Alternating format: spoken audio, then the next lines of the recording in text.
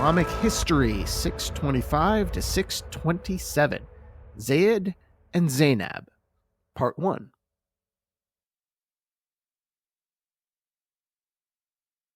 Moral criticism of Muhammad, particularly from those in the religious and or cultural West.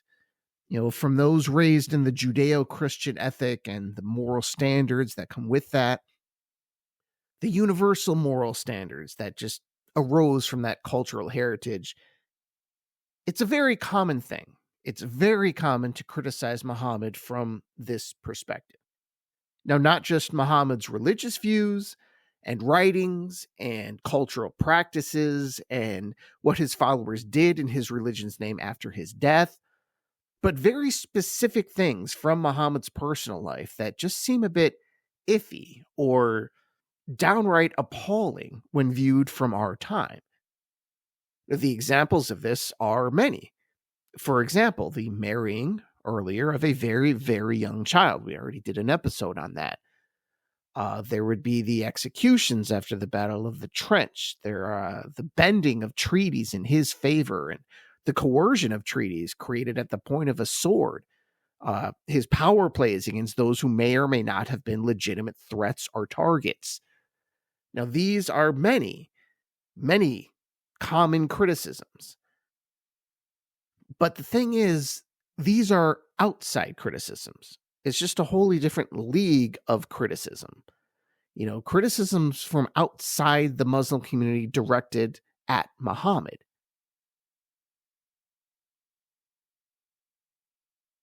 That's one category of criticisms leveled at Muhammad.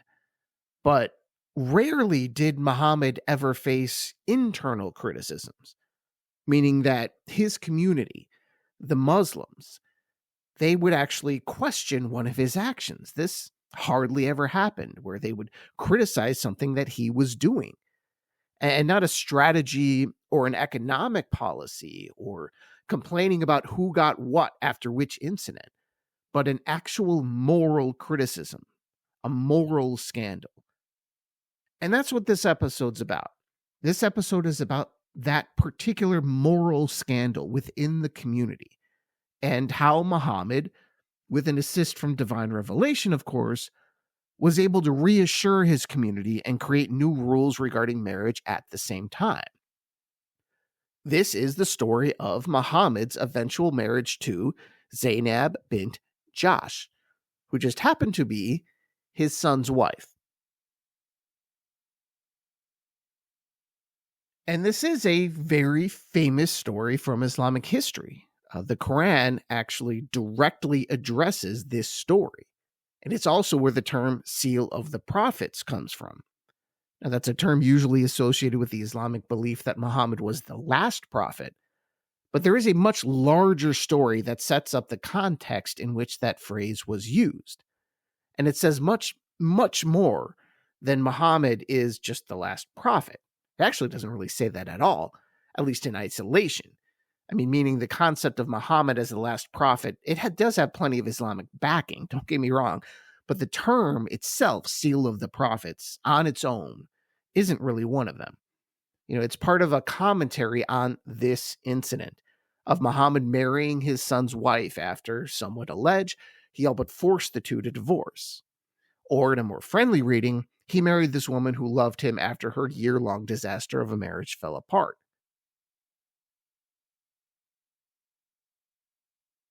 And we'll get to all of that, as well as, what the Quran says in the second part. But here we're just kind of laying the ground so you know what's going on.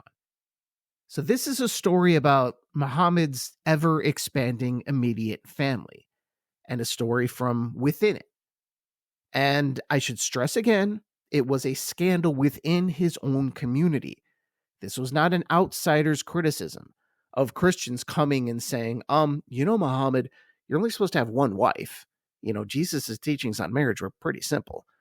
That criticism, particularly with marriage from the Christian perspective, it's just so obvious. It's really not even worth mentioning. The Islamic view on marriage is a bit more Old Testament than New Testament. But again, I want to stress what makes this so important and interesting, really, is because this is an Islamic criticism, one from within the young community that broke away from traditional Arabic customs. And it should be said, they were still hanging on to many of the cultural norms that came with living in that part of the world. Again, a bit more on that later. But first, we have to start with another woman named Zainab. Now, you may or may not remember the Zainab that Muhammad was already married to, Zainab bint Khuzaimah. Now, we went over this very recently, actually, because in our time frame, they had just been married. But a few months after the wedding, she died. I'm not sure of what, but she was only 30.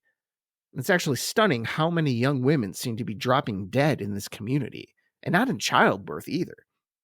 I can't even speculate as to why, but even by ancient standards, it just doesn't seem like this was a normal thing. It's just a strange thing you begin to notice, just like the astounding mortality rate of Muhammad's children. But, regardless, the first Zainab was dead. And after this, if you're keeping track, Muhammad, after this woman's death, now had 3 wives.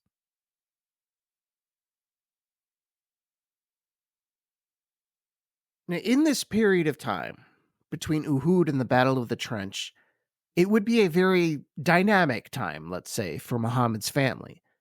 His famous grandsons were born to his daughter Fatima during this time, Hassan, and 10 months later, Hussein, Shia Imams 1 and 2. But for this specific story, the key thing to remember is that he had 3 wives after Zainab's death. And again, that's the first Zainab. Don't get that confused with the Zainab that's going to be the subject of this episode and probably the next one. So Zainab dies, leaving Muhammad with 3 wives, right? And there would soon be a 4th, Salama. Now, Salama was Muhammad's cousin's widow, a very recent one, too. Her husband had died from his wounds eventually after the Battle of Uhud. Now, she seemed to be a very humble woman, calling herself too old for Muhammad, even though she was maybe in her early 30s. And she actually was a very important person because she would later become one of the major transmitters of the Hadith traditions. Now, was this the scandal? Muhammad's adding of a 4th wife? Well, no. The scandal would be the next one, the 5th one. Or the 7th, depending on how you count it. Now, at the time, this woman would be the the 5th current actual wife of Muhammad who was living. Now, that's minus Khadijah, who died back in Mecca, and the recently deceased Zainab bint Khuzaimah. So, 7 wives total, 2 dead, 5 living wives once he marries Zainab. And remember, that's the second Zainab, the one that is married to Zayd, the subject of this story. So this 5th wife, or 7th wife if you prefer, but I think it's easier just to think of it as 5th. This woman was named Zainab bint Jahsh. That's Jahsh, not the short form of Joshua. So Zainab bint Jahsh was married to Zayd. Now, Zayd, you may remember, was Muhammad's adopted son. And he had been for a very, very long time. So Zayd, the son, and Zainab, the daughter-in-law. Now, what is very important here is that, as in many cultures around the world, Zainab, upon marrying Zayd, would be considered Muhammad's daughter. You got that? In the eyes of the law and local custom, Muhammad was Zainab's father, in the very real, almost literal sense, as if he had adopted her himself. Now, some more background. How did these two get married? Now, Zayd and Zainab were married back in 625. So all of this that's going to take place is maybe a year after that wedding. So they hadn't been married for very long at all. Now, it can't be known just how well the two were getting along, but from what I've seen, reading between the lines a bit, it seems that Zainab never wanted to marry Zayd in the first place, and that she had entered into this marriage under pressure from Muhammad. And while it's not explicitly said, it does seem that Zainab looked down on Zayd because he was not of the Quraysh tribe. Now again, remember, Zayd was adopted from a different tribe. He was not Quraysh. Now, to Muhammad, this would have been completely irrelevant. What does he care? He would have told anyone that it's a man's faith and his character that matters. Someone's tribe should be irrelevant. This is the Islamic era. This is a new thing. That was a big part of the strength and the appeal of Islam, at least for many. But not everyone shared Muhammad's universal vision, and it's quite possible that Zainab was one of them. She may have been a Muslim, but cultural prejudice doesn't always disappear with a religious conversion.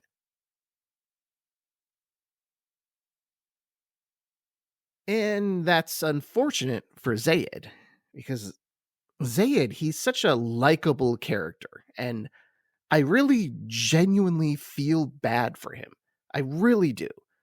Because this is something many of us can identify with, especially if you have ever been looked down on due to your background, say financially or culturally or something else. And then you're just reminded, even in a subtle but unignorable way, that you do not belong. You are not really one of these people. They don't accept you. Those smiles belie a subtle disgust that is never going to go away. And when you realize this, it takes a while to accept it. You will never be enough. So do yourself a favor and stop trying to impress these people. It's a futile exercise. Now, at some point, you get this, and you're okay with it eventually.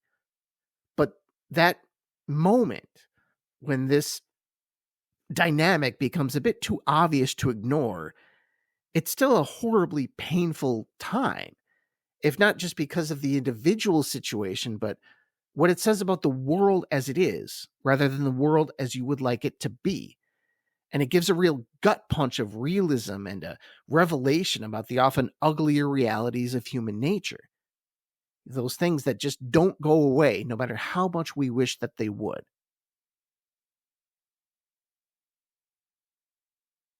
And for Zayd, I think this may have been that moment for him.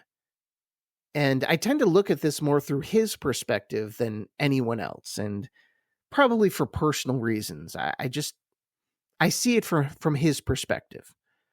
And things would get even worse, and arguably even more humiliating for him. I do think he's a very exceptionally sympathetic character.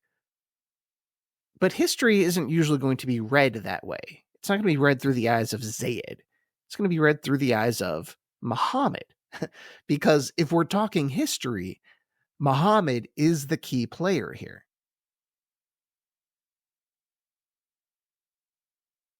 And as far as timelines, think of this happening between the end of 626 and the beginning of 627, before the siege of Medina or the Battle of the Trench, if you prefer. And what started this whole thing is always traced back to a single event. Now, in the Islamic histories, when it's included at all, which should tell you something about how this was viewed at the time, that not everybody wanted to bother writing it down. And some Muslim historians reject this particular event entirely that allegedly kicked all this stuff off, or they'll reject it partially, particularly the part about Muhammad suddenly realizing how beautiful Zainab is. Caveats aside, when this story is in the histories, it usually goes something like this. Zainab was a widow, and Muhammad proposed marriage to his adopted son, Zayd. Now, Zainab, who comes across as a bit of a snob in all this, to be honest, she wanted to be married to a Quraysh, and certainly wasn't interested in someone who had once been a slave, as Zayd had been for many years before Muhammad adopted him, where Zayd was a freed slave who I believe was actually a present to Muhammad once upon a time. way back in his marriage with Khadijah. But to Muhammad, this marriage of Zayd and Zainab, this was important. This made sense in his vision of an Islamic society. And honestly, he probably would have considered any hesitation from Zainab to be snobbish and frankly un-Islamic. I mean, this is the son of the prophet after all. Who cares if he's not a Quraysh? And there may have been a larger political motive for this match, meaning Zainab was being asked to make a social statement that maybe she was not quite ready to make.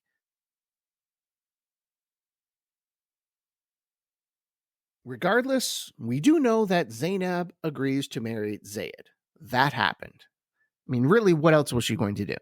Say no to God's prophet? I mean, so she agreed. But I'm not sure her heart was ever in it. I'm pretty sure her heart was never in it. So, one day, Muhammad comes to Zayd's house. Now, this is the disputed part here. Zayd was allegedly not home, but Muhammad, through some mistake, either through a blown away curtain, or even if you want to really run with this, an intentional display from Zainab, Muhammad ended up seeing Zainab in a state he should not have seen her. Now, in the stories I've seen, she is described as lightly clad, or in disarray, or in chaos. Now, I don't have any of these histories in Arabic, so it would be interesting to see which word is actually used, but I think it's a reference to an ancient version of what we would call women's underwear, or at least without a head covering. I mean, by 21st century standards, this is fully dressed, but, back then it was a whole other matter.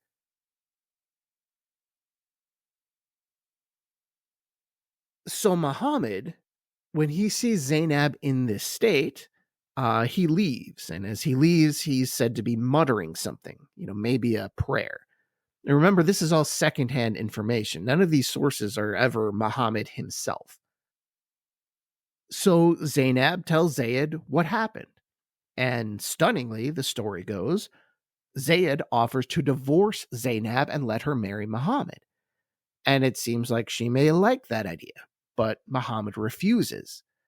But now, Zainab won't sleep with Zayd, and she becomes unbearable, to the point that Zayd actually divorces her.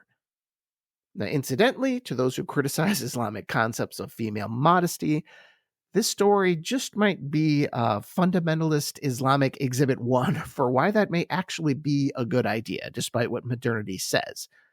But again, if this story is actually true. So Zayd and Zainab get divorced, and there is a waiting period to make sure she isn't pregnant, and then she marries Muhammad. Well, not right away, because before this could happen, there were a few obstacles they had to overcome. Big ones, scandalous ones, really. Now, for one, some have speculated this would be Muhammad's 5th wife.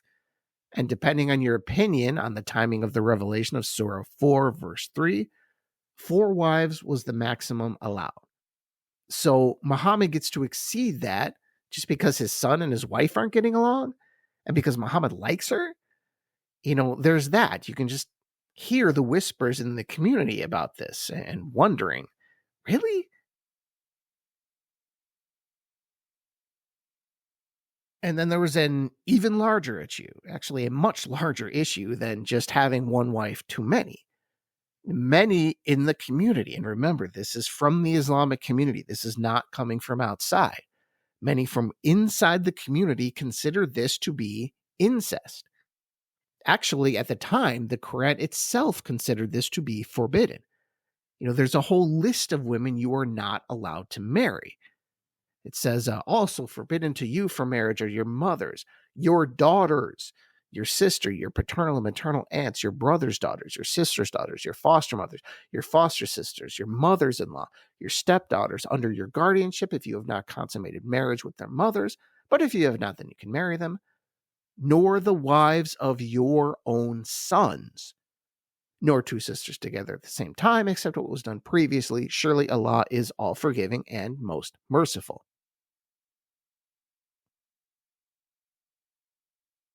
So, in case you didn't follow that, here are the big two categories here. One, your daughters, and two, the wives of your own sons. But that's only part of this scandal, even, because combined with this, there was also the Arab tradition, strongly held that adopted sons were no different than the biological sons. So when it says, nor the wives of your own sons, there's no exception there for adoption, especially culturally. In the Arabic culture, an adopted son was a son, period, full stop. So the people thought, should Muhammad marry Zainab, he was actually marrying his daughter.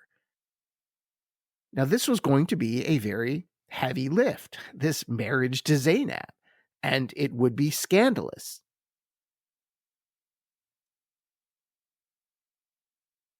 Historically speaking, it makes sense, and there's a very good, understandable reason for the existence of that story that is debated.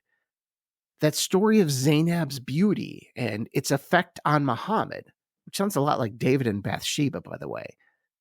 If this story was indeed made up later on, it's perfectly understandable, because the main reason for making up this story would be that the people needed some kind of reason for why this woman was worth all the trouble Muhammad was inviting. All this grief, all this scandal from inside the community for one woman. You can understand the people's confusion. Why her? Seriously? You have 4 wives already. If you want another one, just pick one. I mean, who wouldn't marry the prophet? What was so special about this woman that caused this seemingly irrational interest to marry her? How was this all worth it? This is exactly the kind of confusing situation that tends to invite backstories in history that are often fabricated or even added hundreds of years later.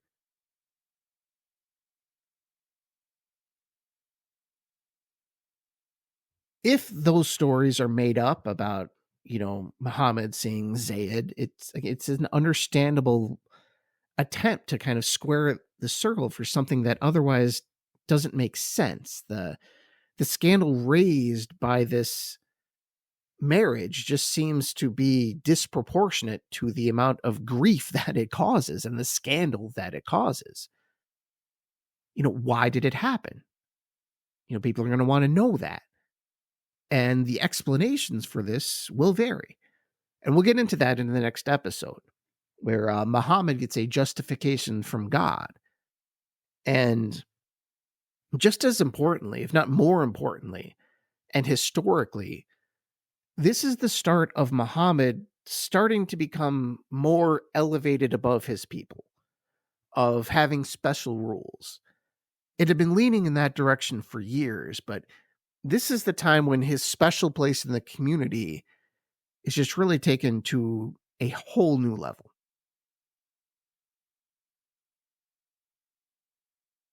Where he ceases to become Muhammad and is simply the prophet. Thank you, and I'll talk to you next time. Inshallah.